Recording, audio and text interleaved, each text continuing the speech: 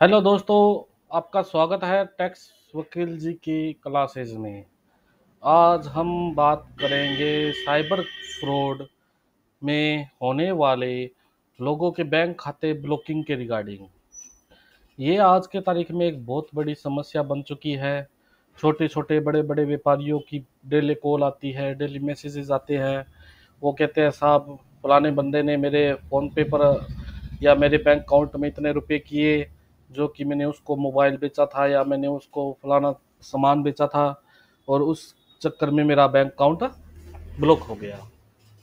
आज इसके रिगार्डिंग चर्चित और इसका सॉल्यूशन आपके सामने मैं टैक्स वकील जी के माध्यम से हमारे यूट्यूब चैनल पर लेके आया हूँ। इसलिए आप हमसे जुड़े और इस वीडियो को ज़्यादा से ज़्यादा शेयर करें, ताकि जन हित में लोगों का फ़ायदा हो सके और लोगों को टैक्स वकील जी क्लासेस की जो गुणवत्ता वीडियो है उसको देखकर उनको ये बहुत बड़ी समस्या है, इससे निजात मिले। तो चलो बिना देरी किए आते हैं हमारी इस वीडियो पर। टॉपिक है कि फ़ोन पे पर ट्रांजैक्शन आया और बैंक खाता ब्लॉक हो गया।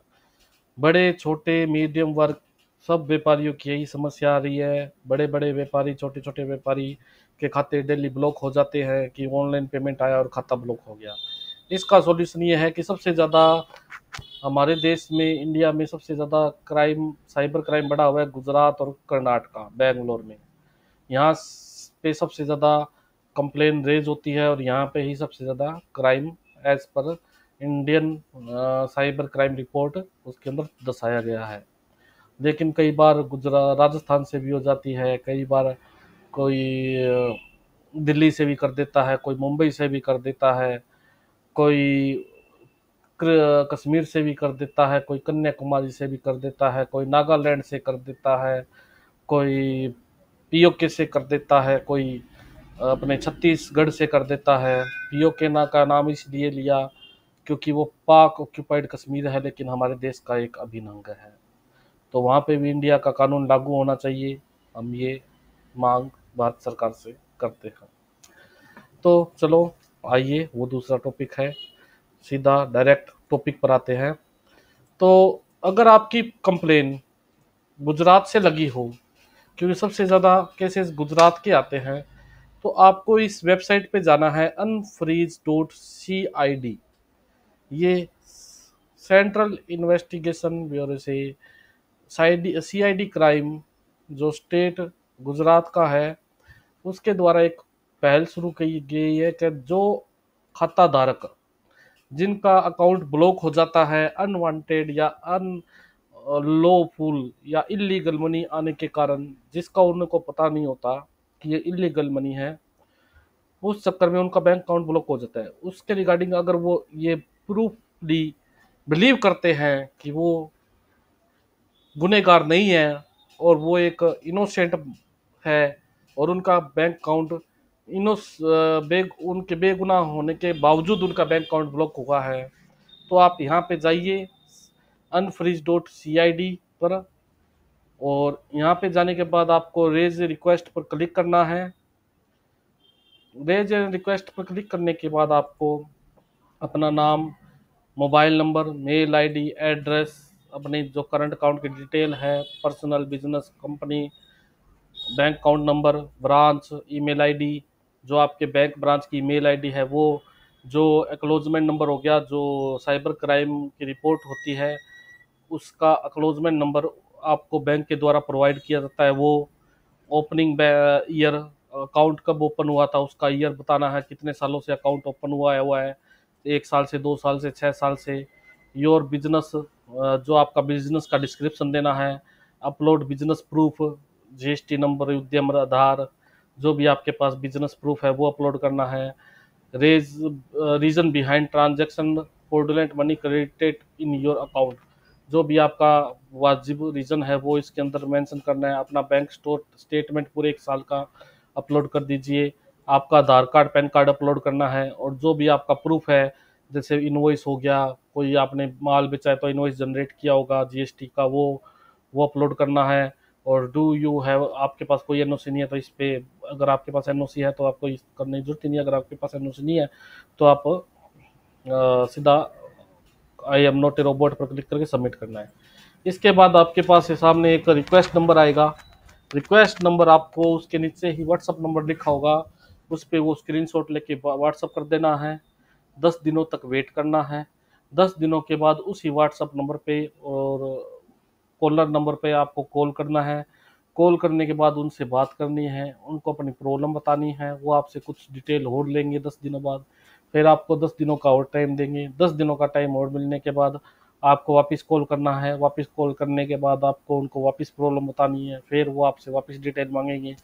फिर आप उन वो आपका खाता, आपके जो एनओसी है आपको प्रोवाइड करा देंगे, अगर आपका इन डायरेक्ट किसी भी साइबर क्राइम में इन्वॉल्वमेंट नहीं है तो। वो एनओसी आपके संबंधित बैंक अकाउंट में जाएगी। वहाँ पे एक आपको एप्लीकेशन लिख के देनी है, उसमें ये लिखना है कि मेरा अकाउंट इस कारण ब्लॉक हो गया था, जो भी आपका जो इतने रुपए का ट्रांजैक्शन आया था, और साइबर क्राइम फ्रॉड में मेरा कोई इन्वॉल्वमेंट नहीं है। इसकी एनओसी मुझे संबंधित पुलिस स्टेशन ने मुझको प्रोवाइड करा दी है, संबंधित स्टेट ने मुझको प्रोवाइड करा दी है, और मेरा अकाउंट जल्द से जल्द ओपन किया जाए। ये एक पूरी प्रोसेस थी। अगर आपकी साइबर क्राइम रिपोर्ट गुजरात से लगती है, अगर आपकी साइबर क्राइम रिपोर्ट बेंगलोर से लगती है तो बेंगलोर का एक नंबर है, वो नंबर आपको प्रोवाइड करा देता हूँ।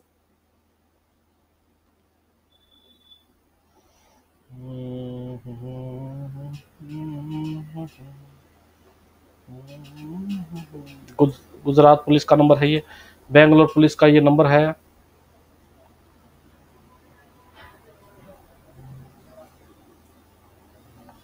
ये नंबर है आपका,